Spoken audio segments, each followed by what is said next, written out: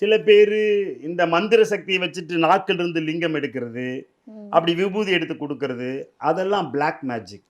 அதெல்லாம் சித்தர்கிட்ட வேலை செய்யாது. ம். அதை வைத்து மனிதர்களை ஏமாற்றலாம். பிரம்மத்தை ஏமாற்ற முடியாது.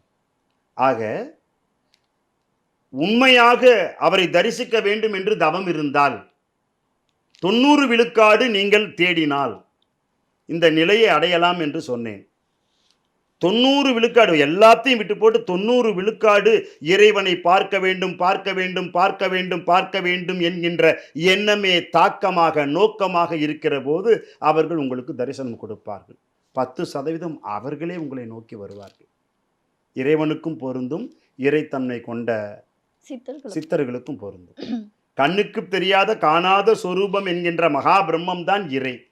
உருவமில்லை, வடிவமில்லை.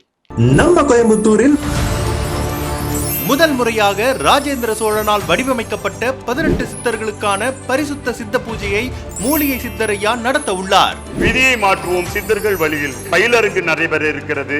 காலை 9 மணியிலிருந்து மாலை 5 மணி வரை பயிற்சிகள் நடைபெற இருக்கிறது. விதியை மாற்ற நாங்கள் தயாராக இருக்கிறோம். ஆகஸ்ட் 17, 2025 ஞாயிற்றுக்கிழமை ஸ்ரீ ராமகிருஷ்ண விவேகானந்தர் ஆசிரமம், சித்திரைச்சாவடி, கோயம்புத்தூர்.